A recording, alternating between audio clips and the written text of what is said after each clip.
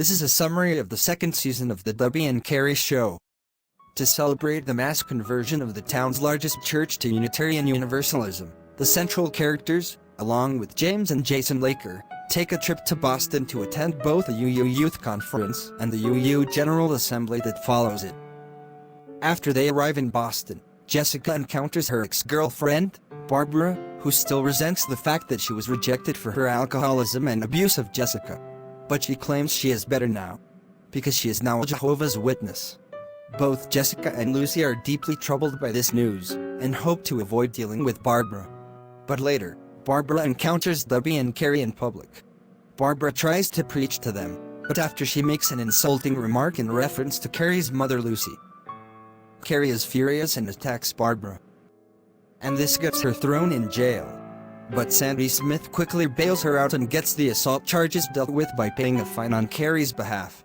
That evening, Jessica and Lucy go to a gay and lesbian bar, the one where Jessica actually met Barbara.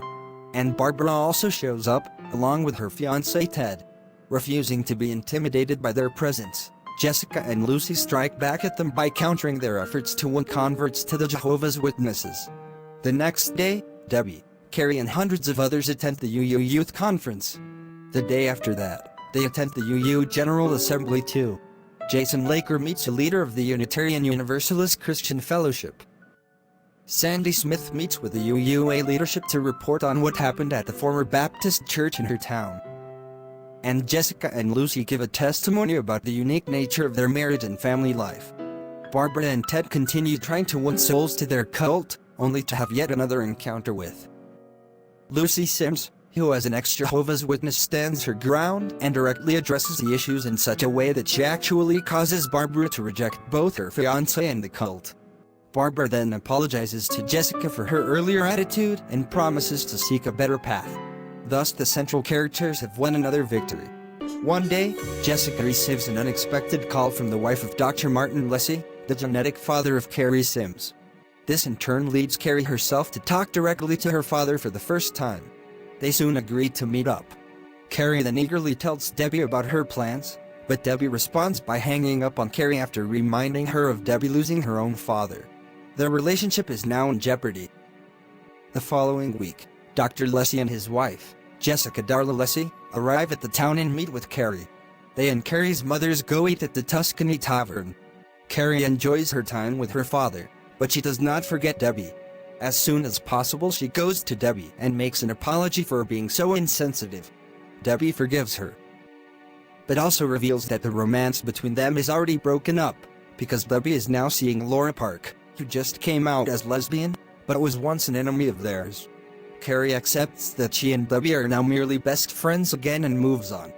Debbie later meets up with Laura, and then Laura loses her virginity with Debbie. The two then go out in public as a couple for the first time, only to encounter Carrie, who actually forgives Laura for the hurtful things that happened between them in the past as well as her hooking up with Debbie. Carrie had a practical reason to accept the change in her relationship with Debbie. Unlike Debbie, Carrie is actually bisexual, and she soon begins dating Jason Laker to fill the gap in her life Debbie left behind. Meanwhile, the UU church in the town hires a new minister, Reverend Emily Denton. As both a UU and a Christian, she proves a perfect link between the church's past and its present and future. Also, Sandy, as owner of the Tuscany Tavern, decides to promote Lucy to manager, making her the number 2 person in the restaurant. Jessica has quit the restaurant to start a pharmacy with Damien Chow, to oppose another pharmacy, the owners of which refused to sell birth control to women. Carla Jenkins then comes to the new pharmacy to ask for birth control pills, and to reveal to Jessica that she is now atheist, because she realized her original Baptist religion clashed too much with her Native American heritage. Later, the central characters learn that their UU church was destroyed by arson. And then Jack Watson, a drug dealer and nightclub manager from Tulsa, comes forward to reveal who the arsonist was. Reverend Dave Owen, who was once pastor of the church when it was Baptist. Owen is soon arrested, and then he reveals who he actually hired to destroy the church: David Park, the father of Laura Park. Mr. Park is also arrested and jailed. As reconstruction of the church begins, Debbie and Carrie agree to restore their romance, and they even get Laura's permission to include her in a 3-way relationship. with Debbie now dating both Laura and Carrie. Debbie and Carrie's unusual decision faces opposition from those who think this plan will not work out. Wanting to make everyone happy, Carrie makes a profile of herself on a dating site to find a boyfriend, since she is no longer interested in Jason Laker. She soon gets a response from someone that is supposed to be a 16-year-old boy, but he turns out to be a much older man. Carrie and Lucy meet him in a public location and then drive the man off before he can hurt Carrie. James is now old enough to be in high school and has hit puberty, but is otherwise just as annoying to his sister as ever. Dave Owen is now going to prison for his crimes, but not before facing Jack Watson in a jail cell, who then proceeds to dish out his own punishment on the once respected minister. Because there are certain despicable acts even a criminal like Jack wouldn't do. The Tuscany Tavern has hired a new waiter, Michael Jefferson. Carrie is quickly smitten with the handsome young man, and even decides to work as a cook at the restaurant to be closer to him, only to learn he is gay and has a boyfriend back in Dallas. Oops!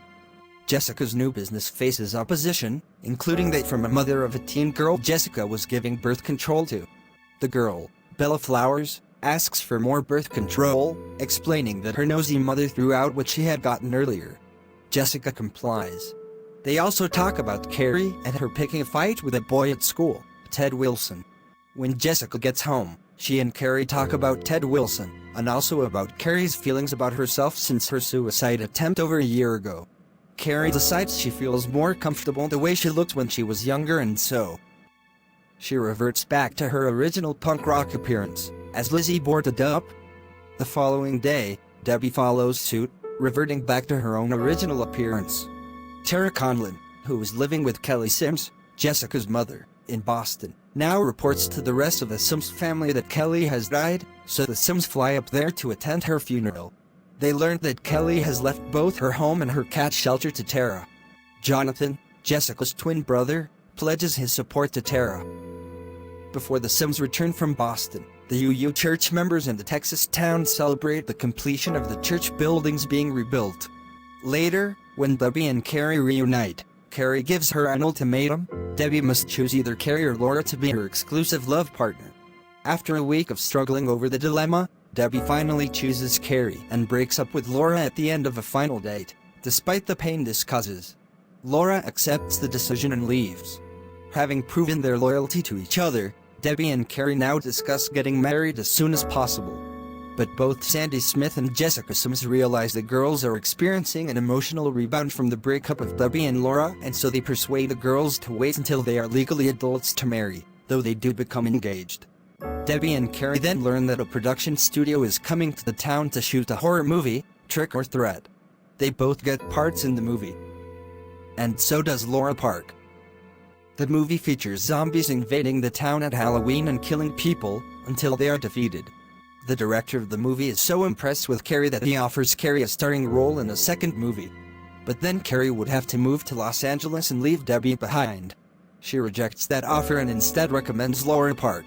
So it is Laura who then leaves the town to begin a new life as a Hollywood actress. Officer Kelly Grimm is assigned to train and partner with a rookie cop, Randall. He will later become her boyfriend.